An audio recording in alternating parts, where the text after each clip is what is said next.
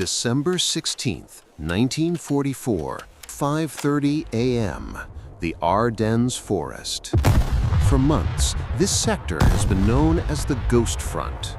It is a quiet, frozen stretch of line where the Allies send battered units to rest and green units to learn the ropes. The American High Command, sitting comfortably in Versailles and Paris, has declared the German war machine broken. They believe the enemy is incapable of offensive action. They are already planning victory parades. The intelligence reports are unanimous. Germany is defeated. They are merely trying to delay the inevitable crossing of the Rhine. Then the sky rips open. 1,600 German artillery pieces unleash a barrage so intense it shatters the timber of the forest and the nerves of the men hiding in foxholes. Behind the smoke, the ground begins to tremble. It is the sound of the 6th Panzer Army. It is the sound of the 5th Panzer Army. 200,000 German troops and nearly 1,000 tanks are pouring through the one place the Allies said was impassable. It is the Battle of the Bulge, the greatest American intelligence failure since Pearl Harbor. Panic sweeps through the Allied command. Generals are stunned. Communications are cut. Units are surrendering. General Dwight D. Eisenhower's broad front strategy is collapsing in real time. But amidst the chaos, amidst the terrified reports of Tiger tanks crushing frozen infantry lines, one man is not surprised. One man is not panicking. 3 days before the first shell fell, General George S. Patton was already moving. While every other Allied commander was looking at the map and seeing a defeated Germany, Patton was looking at the same map and seeing a trap. This is the story of why the most controversial general of the war saw what everyone else missed, and how a combination of paranoia, brilliance, and the unsung work of a quiet intelligence officer saved the Allied cause from disaster. To understand why Patton saw the bulge coming when no one else did, we first have to understand the hypnotic arrogance that had gripped the Allied High Command in late 1944. By the autumn of '44, the Wehrmacht looked like a corpse. The Allies had broken out of Normandy, raced across France, and liberated Belgium. The speed of the advance was intoxicating. British Field Marshal Montgomery and American General Omar Bradley were engaged in a political and strategic tug-of-war, but they agreed on one thing: the Germans were finished. The only question left was who would get the glory of entering Berlin first. This overconfidence bred a fatal blindness. Allied intelligence, known as G2, became an echo chamber. When they saw German panzer divisions disappearing from the front lines, they interpreted it through the lens of their own victory. They concluded that the Germans were withdrawing these units to form a desperate final defensive line inside Germany. It never occurred to them that the Germans were withdrawing them to refit, rearm, and counterattack. This is where the confirmation bias killed thousands of men. The Allies saw what they wanted to see. They ignored the reports of engine noises in the Eifel Mountains. They ignored reports of new bridging equipment being moved to the front. They ignored the fact that the Luftwaffe, supposedly destroyed, was gathering hundreds of fighters for a massive support operation. But George Patton operated differently. He didn't trust the consensus. He didn't trust the Germans to die quietly. And most importantly, he trusted Colonel Oskar Koch. Oskar Koch is the most important man in this story that you have never heard of. He was Patton's G2, his intelligence chief. Unlike the intelligence officers at shaeF, Supreme Headquarters Allied Expeditionary Force, who were busy painting rosy pictures for Eisenhower, Koch was a pessimist. He was meticulous, quiet, and obsessed with data. In late November, Koch noticed something terrifying. He was tracking the location of every German panzer division. He realized that the 6th Panzer Army, the elite SS units, the hammer of the Reich, had vanished. To shaeF, they were refitting. To Koch, they were loading the gun. Koch began plotting the rail traffic inside Germany. He noticed a massive influx of trains moving toward the Eifel region, directly opposite the quiet Ardennes sector. He saw bridging equipment. He saw elite paratrooper units being pulled off the line and sent to the rear. Koch took this data to Patton. He laid out the map. He showed the void where the panzers used to be and the concentration of rail lines where they likely were. He told Patton, "They're not retreating, they are massing." This was the critical divergence. While Bradley was preparing for a leisurely drive to the Rhine, Patton looked at Koch's maps and realized the terrible truth. The Germans were going to attack, and they were going to attack the weakest point in the line, the Ardennes. Most generals would have sent a memo. They would have asked for permission to alter plans. They would have waited for orders. Patton did none of those things. He prepared for war. On December 9th, a full week before the German offensive, Patton began to do something that seemed insane to his staff. At the time, Patton's Third Army was engaged in a brutal offensive in the Saar region, pushing eastward. It was a grinder. But Patton called his key staff members into his office and gave a secret order.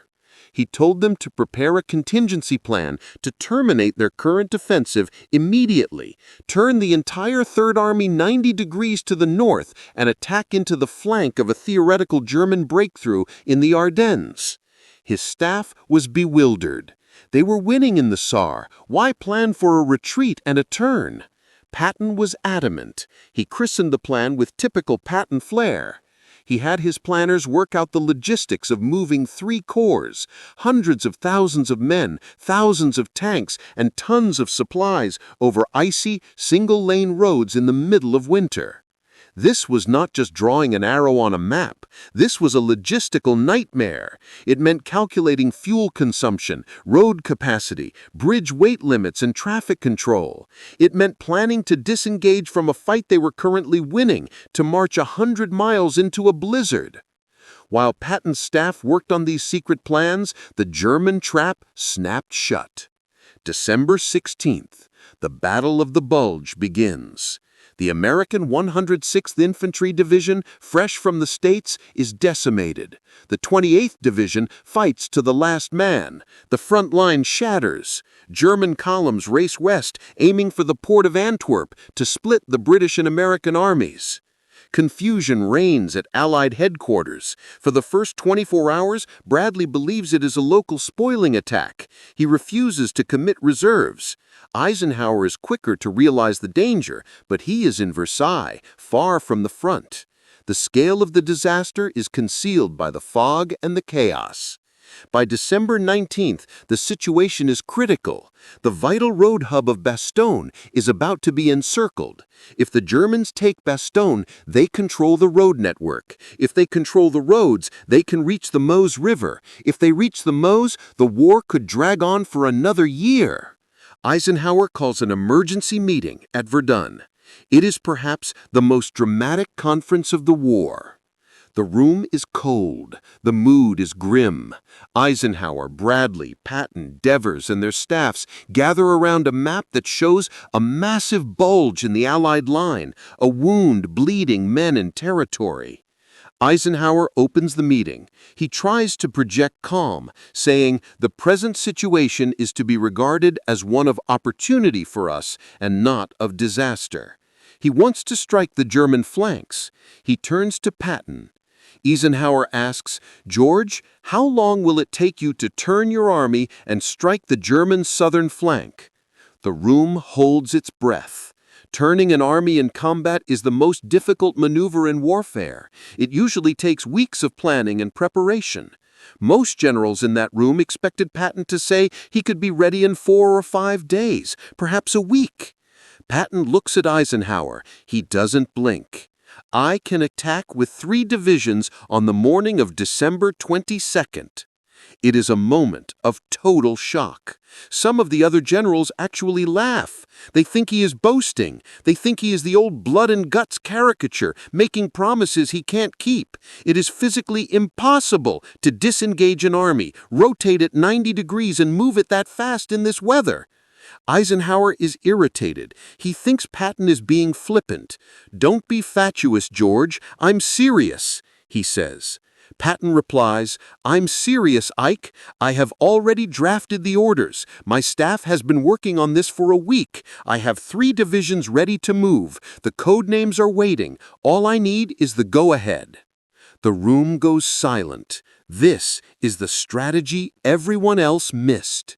While they were reacting to the disaster, Patton had already lived through it in his mind. He wasn't guessing, he was executing a plan that was already on paper. Eisenhower gives the order. What follows is the greatest logistical feat of the U.S. Army in World War II. In less than 48 hours, Patton pulls the Third Army out of a fight in the Saar and swings it north. We are talking about 133,000 motor vehicles, 62,000 tons of supplies, 250,000 men, all moving on icy roads in a blizzard with total blackout discipline to avoid German aircraft. Military police, briefed on the secret plan, were already at every crossroads, directing traffic before the orders were even officially cut. Supply dumps were already being relocated. Maps of the Ardennes were already being distributed to tank commanders who, hours earlier, thought they were fighting in the Saar. The Germans had calculated the Allied reaction time. Their entire offensive timetable was based on the assumption that the Allies could not react to their southern flank for at least a week. They believed the lazy American democratic armies were incapable of such rapid improvisation. They were right about the average American general. They were wrong about Patton. On December 22nd, exactly as promised, Patton's guns opened fire. The 4th Armored Division, the spearhead of the Third Army, slammed into the soft underbelly of the German 7th Army. The Germans were stunned. They had no heavy anti-tank guns on their southern flank because they didn't believe an attack was possible there. Patton drove his men relentlessly. He famously ordered his chaplain to write a prayer for good weather, demanding God restrain these immoderate rains. Whether by divine intervention or meteorological luck, the skies cleared on December 23rd, allowing Allied air power to smash the German supply columns. But the crux of the battle was the race for Bastogne. Inside the town, the 101st Airborne was surrounded, cut off, and freezing. They were holding out against overwhelming odds, delivering the famous "nuts" reply to a German surrender demand. But courage alone doesn't stop tanks. They needed ammo. They needed food. They needed relief. Patton's Third Army was fighting through the snow, mile by bloody mile, to get to them. This wasn't a masterclass in tactics. It was a masterclass in violence and speed. Patton told his commanders to bypass resistance where they could, to keep moving, to drive until the engine stalls, then get out and walk. He knew that the psychological impact of his arrival would break the German will. On December 22nd, exactly as promised, Patton's guns opened fire. The 4th Armored Division, the spearhead of the Third Army, slammed into the soft underbelly of the German 7th Army. The Germans were stunned. They had no heavy anti-tank guns on their southern flank because they didn't believe an attack was possible there. Patton drove his men relentlessly. He famously ordered his chaplain to write a prayer for good weather, demanding God restrain these immoderate rains. Whether by divine intervention or meteorological luck, the skies cleared on December 23rd, allowing Allied air power to smash the German supply columns. But the crux of the battle was the race for Bastogne. Inside the town, the 101st Airborne was surrounded, cut off, and freezing. They were holding out against overwhelming odds, delivering the famous "nuts" reply to a German surrender demand. But courage alone doesn't stop tanks.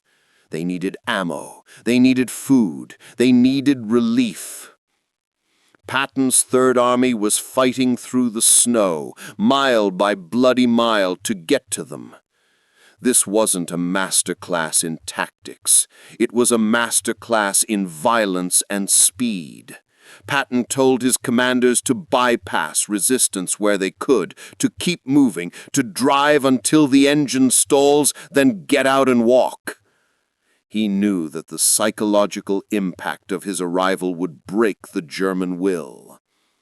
On December 22nd, exactly as promised, Patton's guns opened fire. The 4th Armored Division, the spearhead of the Third Army, slammed into the soft underbelly of the German 7th Army. The Germans were stunned. They had no heavy anti-tank guns on their southern flank because they didn't believe an attack was possible there. Patton drove his men relentlessly. He famously ordered his chaplain to write a prayer for good weather, demanding God restrain these immoderate rains. Whether by divine intervention or meteorological luck, the skies cleared on December 23rd, allowing Allied air power to smash the German supply columns. But the crux of the battle was the race for Bastogne. Inside the town, the 101st Airborne was surrounded, cut off, and freezing. They were holding out against overwhelming odds, delivering the famous "nuts" reply to a German surrender demand. But courage alone doesn't stop tanks. They needed ammo, they needed food, they needed relief. Patton's Third Army was fighting through the snow, mile by bloody mile, to get to them. This wasn't a masterclass in tactics. It was a masterclass in violence and speed. Patton told his commanders to bypass resistance where they could, to keep moving, to drive until the engine stalls, then get out and walk. He knew that the psychological impact of his arrival would break the German will. On December 22nd, exactly as promised, Patton's guns opened fire. The 4th Armored Division, the spearhead of the Third Army, slammed into the soft underbelly of the German 7th Army. The Germans were stunned. They had no heavy anti-tank guns on their southern flank because they didn't believe an attack was possible there. Patton didn't. The strategy everyone else missed wasn't a specific flank maneuver or a tank formation. The strategy was preparedness born of paranoia. Eisenhower and Bradley were fighting the war they wanted to fight, a steady, broad advance. Patton was prepared to fight the war the enemy was actually dictating. When we look back at the Battle of the Bulge, we often focus on the heroism of the paratroopers in Bastogne or the suffering of the infantry in the frozen foxholes, and rightly so. But the strategic victory belongs to the man who sat in a farmhouse in the Saar, looked at a map of a quiet forest, and decided to prepare for the impossible. While others laughed at the idea of a German attack, Patton packed his bags, and because he did, the road to Berlin remained open.